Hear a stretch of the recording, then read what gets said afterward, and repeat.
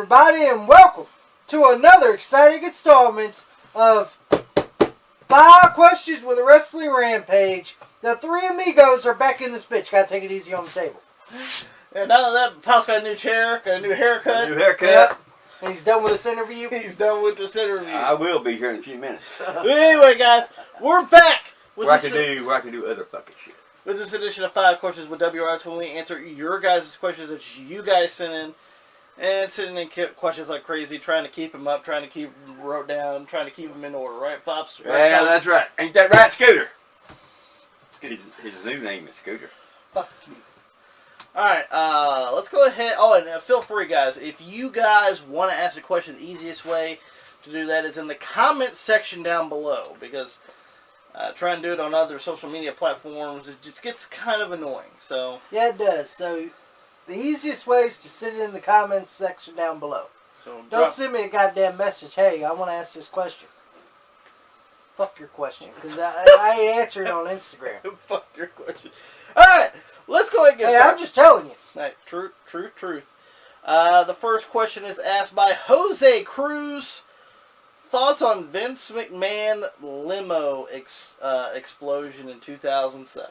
Thoughts on Vince McMahon's limo explosion in 2007, huh? Mm-hmm. This is when Vince had Tourette's or something?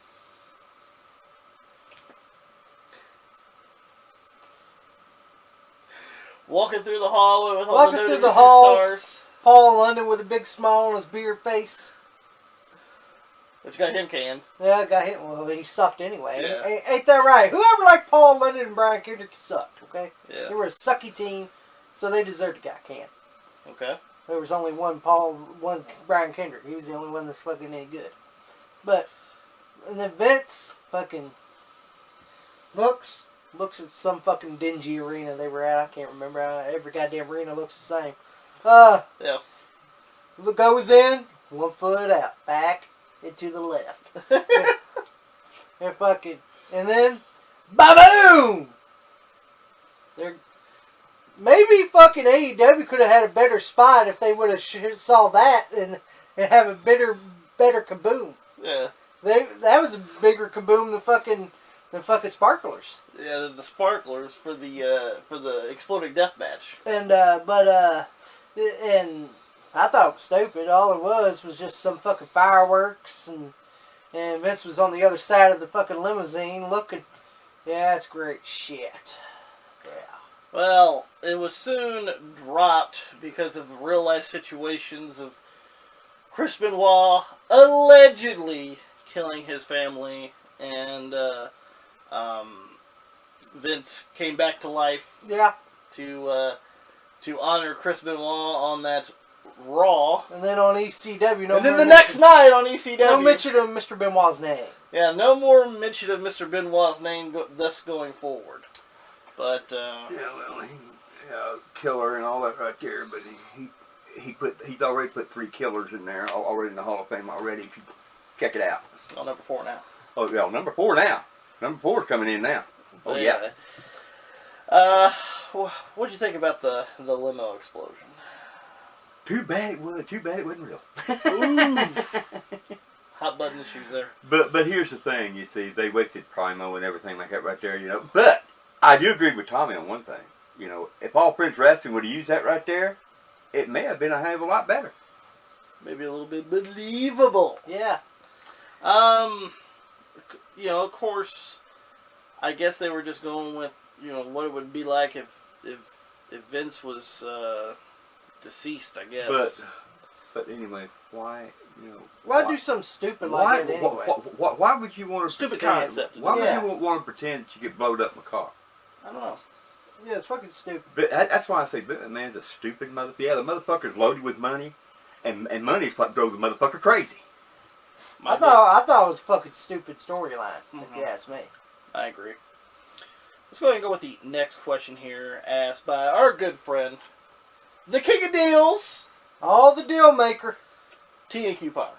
And guys, if you guys want to learn how to coupon, save some money, look at some of the great hauls that he gets, go check out T.A. Couponer's channel. The link for his channel will be in the description box below. It will say T.A. Couponer, then the link, hit that link, goes directly to his channel, hit that subscribe button, tell him Wrestling Rampage sent you. his question is, thoughts on Barry Windham heel turn in 1988? Barry Windham's heel turn where he turned on Luger. Now, we should say, the Four Horsemen, huh? We should say that his feud with Flair. Yeah. Barry was the consummate babyface. People love Barry Windham. Well, yeah. And it don't matter what you did. I even like Barry Windham. Big fan of Barry Windham. Yeah. I always thought he was talented. I thought Even in his later years, like when WCW in like '99, Barry was way out of shape. Way out of shape. He was even out of shape in WWF. I still like Barry Windham. Yeah. So he was like, Barry Windham, man, he's washed up, he's fat, and yeah, but he has more talent than half the roster I see nowadays. I'll take Pudgy Windham. We know one thing. He ain't shopping with shoes with Flair no more. We know no, he wants Nikes. Yeah, give me the $25. He wants AM1s. AM1s. Thoughts on his Charles is great at spraying AM1. AM1. But go ahead, Tommy. But Barry Windham, I remember him and Luger were teaming up, and they were facing the Four Horsemen. They won the tag team titles from Arn and Tully one time. And we should mention that the reason why he's put with Barry Windham is because, well, Luger was green. Yeah. And still was, even after that point. And then Barry Windham turned on him, clotheslined him, and then joined the Four Horsemen. To be honest, that's an upgrade, because he was better than Luger. Definitely an upgrade. I dare say better than Ole. Yeah, better than Ole, too, yeah. Yeah, that's just me, though. Yeah, I didn't like Ole Anderson, didn't like Luger in the Four Horsemen. Mm-hmm. But I like Barry Windham. And he was like, well, Barry Windham didn't fit. Well, yeah, he did. He was a workhorse, so he did fit. Yeah. Workhorse, the one that CC uses. Christian Cage? Yeah. What you trying to allude or to? Cage Christian. Cage Christian. Here at the Daly's place. But we should also mention that during this time he was also the Western States Heritage champion. Yeah. And he held that numerous times. Which meant nothing. And he was U.S. champion. Even though Pops liked the belt. But still, the belt was meaningless. The belt was only two people held it. Was Barry Windham and Larry Sabisco. But the belt was really designed very well, in my opinion. I think it was a nice looking belt, but it was meaningless. That's one thing that I never understood really. I mean, why did they even bring that in? I mean, Tommy's right. The only two people ever held it was Barry Windham and Larry Sabisco. I mean, it was nothing like a major belt. You win that belt. You won that belt in tournaments is what you did. That's all it was. Of course, Barry's with the Four Horsemen, which I thought fit. Yeah. Great to have J.J. Dillon there with him. J.J. Dillon is such an underrated manager. Yeah, people say he's boring. Everything else. Well, you want to talk boring now? Watch the product now. That's boring. That's boring. Watch the Daly's place. That's even boringer. Did you like the heel turn? Yeah, it fit. To be honest, I thought he was better than fucking Luger. I thought he was better than fucking Ole. Pops. To me, my favorite Horseman group is Barry Windham, Arn Anderson, Tully Blanchard, and Ric Flair. Well, you know what made this right here so amazing was that Luger got knocked out of the ring, and it took him a long time to get back into the ring, and that's when a great brain like a manager like he told him, said, I told you he'd turn your, I told you that he wasn't going to help you. I told you that you're done. He ain't coming back to help you. He ain't coming back. And that right, and when Lex Luger got on that right there, Barry Windham tagged him and bootloaded him inside the ring. And that right there, he just walked away. And I thought it was a great heel turn. I mean, Barry just probably, I'm just thinking what Barry probably thought. I'm tired. My back hurts. I'm tired of carrying this motherfucker on my back. And then it got shitty when you added Kendall to it. I'm going to say this. You know, well, I'm just telling you, the Horseman was dead around that time. Yeah, here's the thing. Once Tully Arn and left and JJ left, here comes Hero Man Suda, poor man's replacement. Then we get Ole Anderson. Then we get fucking Kendall Windham in the group. Here's the thing. Kendall Windham, he's a jobber. Kendall, yeah. You know, yeah, they're brothers. We all know that. But yeah, and for you people really don't know. Yeah, Kendall Windham and Barry Windham are really brothers. Okay. Even though it didn't look like. Yeah, even though it don't look, they are real brothers. It's not like somebody that ain't a brother to this person, but people said they are. Okay. Well, I will say this: Kendall was good for preliminary matches. Yeah. He's somewhat of a decent worker, but as far as a main attraction, he was no. To me, Kendall was like any other jobber.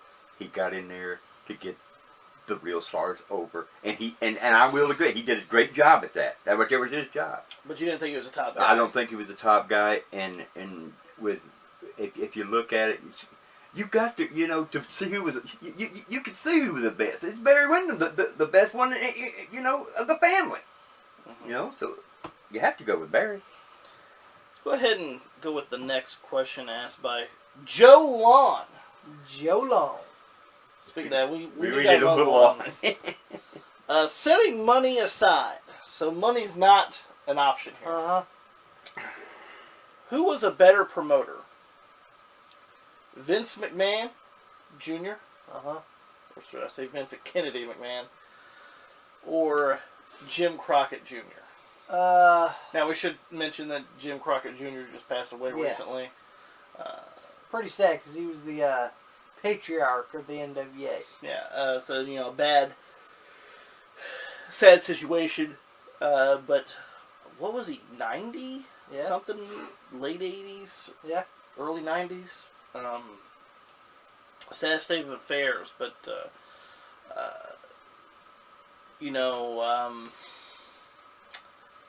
setting money aside, who was the better promoter? As much as people love Jim Crockett Promotions. Well, I'm going to have to go and say it right now. I have to go with Vince. Yeah. Listen, we love Jim Crockett Promotions, love the NWA, but you gotta realize this. You gotta look not only just money. Yeah. But better at licensing and merchandise. Yep. Better at television. Yep. High production values. The great editing and things of that nature. You gotta go with Vince McMahon Jr.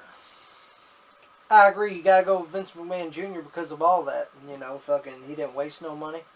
Or try not to. Try not to. He didn't buy a jet. Yeah. Or fucking, 2 jets. Yeah, 2 jets, and then buy an airplane, and then buy limos, and for every fucking worker under the sun. Unless you know you can use it. Yeah. And one, he didn't go bankrupt because of that.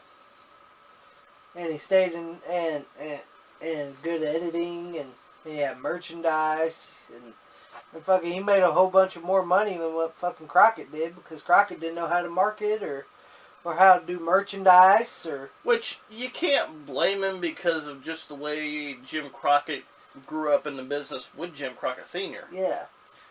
That was a territorial thing. Yeah. Vince was going worldwide. Yeah. That's just the way it was. But, yeah, Jim Crockett Jr. didn't like that shit. But for getting good matches, I have to give it to Crockett. Oh, match-wise. I agree.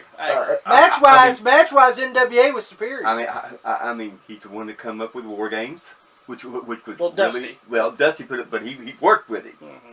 So, and he shot it to Jim Crockett. God damn, that sounds good. We're gonna do that, and they did do it. Now, as much as and I do like Jim Crockett. I love the NWA. I watched it till it's time that it just expired.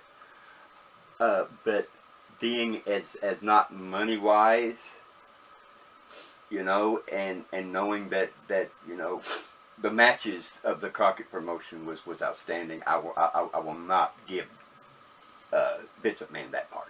I agree. Yeah, match-wise, I'll go with the NWA. I mean, look at some of the mid-'80s, early '80s stuff of the WWF. Not that stellar. Not that stellar at all. Yeah.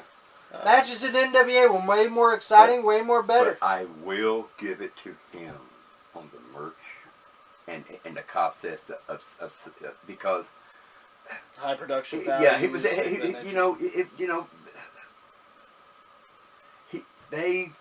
it was just he went worldwide, which you got started as a little territory promotion. But he made it big. But the thing of it is, he lost a lot of money along the way trying to get it that big. Mm-hmm. So in that right there standpoint of that, and only that, I will go with Vince McMahon. Let's go with the next question here asked by Frank. Well, the next two questions are asked by Frankadinkus. Frankadinkus. His first question is, do you think Samoa Joe will ever wrestle for WWE again? We should say that, he was out with an injury, hand injury. Well, if I was Samoa Joe, I would say, can I stay injured, please? I did see him doing a lot of the, he did some color commentary. I seen him doing some stuff on some of their social media stuff. But if I had to say, if I was Samoa Joe, I'd be like, hey, can you injure me again, please? Well, I'm being honest. Yeah. Because I'm sorry. WWE's product is dicky. It sucks. It's shitty. No, it sucks, okay? The WWE current product sucks balls. Balls. Daily's Place sucks balls, too. It all sucks balls. Every wrestling sucks balls. Okay? Yeah, NWA's doing okay, I guess, but, but still, fucking, to me, wrestling in fucking 2020 and 2021 sucks balls. I saw a little snippet of fucking Morrison and fucking Miz hopping around like bunnies. What is this, Easter? Yeah. Well, Easter's coming up. Yeah. Well, that's probably why they did it. Maybe they're going to get in their bunny costumes. Fucking hopping around like goddamn goose. Fucking John Morrison looked like MacGyver. Yeah, what the fuck is wrong with his hair? I don't fucking know. Looked like MacGruber or MacGyver. And fucking... And Miz looking like a goof like he always is. Frog face. Frog face fuck. And fucking don't deserve having his wife's titties. What? Why are you saying You're a little jealous of Maurice, huh? Oh, he's a goof. And by the way, Cleveland sucks, Miz. Just like you do. So you two deserve each other. The Browns and you deserve each other. Look at you. You won WWE champion. You won the WWE championship and lost in about a day. You did the Zack Ryder. The Zack Ryder. And the Cleveland Browns, they could never even sniff one. That's true. You know why? Because the Browns. You know where the Browns go, don't you? They go in that shitty toilet that's fucking stained up. That's where they go. Do you think Samoa Joe's going to return? If I was Samoa Joe, I'd be like, hey, no, I don't want to return. Injure him.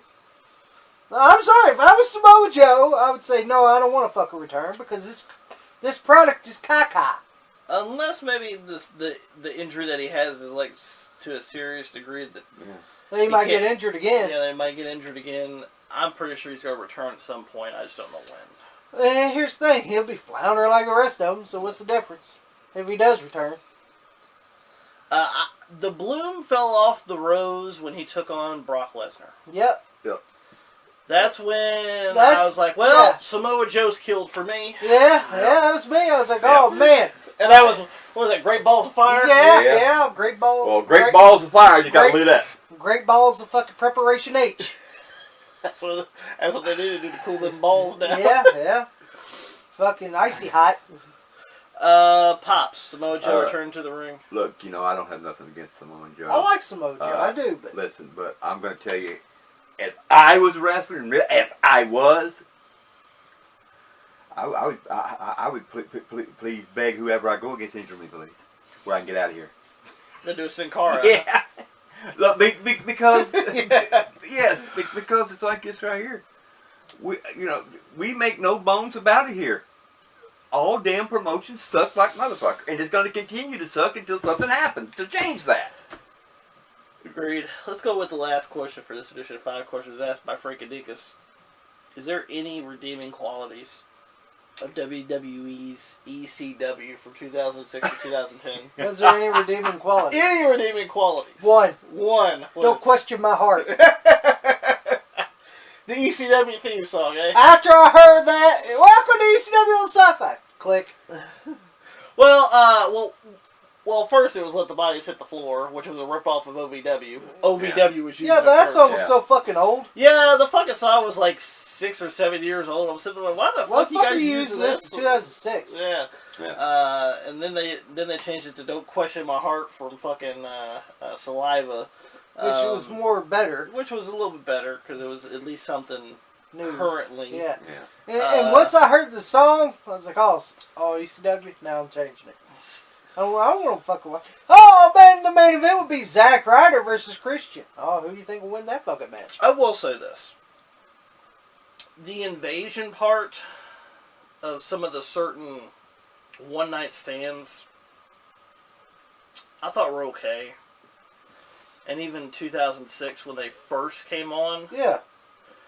After the first couple episodes, I'm like, fuck ECW. Oh, my God. Once I saw the goddamn zombie and saw a fat guy in a fucking mask on Nacho Libre, or Macho Libre, whatever the fuck, and saw how fucking shitty, this ain't fucking ECW. No. Disqualifications? No. There's no DQs at fucking ECW. No way, you beat each other until they're senseless. No, I will say this. I mean, they did have some, like, the one match I do remember that just kind of just made me remember was Ric Flair and Big Show in that fucking hardcore match. I do remember that from ECW. Yeah, that's the only one that was fucking any good. Yeah, I was sitting there like, that match was pretty good, but the rest of them, eh. You know, I enjoyed the Flair and fucking Big Show match.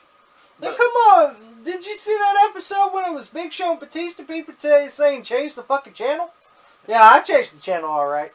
I didn't give a fuck about Batista, and I didn't give a fuck about Paul White. So, yeah, I'll change it. Well, it's Paul White. He's going to white down the AEW Mars. Yeah. Crank it up. But anyway. Oh, where his kind? Oh, he'll find him. Believe me on that. 9 days from tonight, I'll be there on AEW. Live on Dynamite.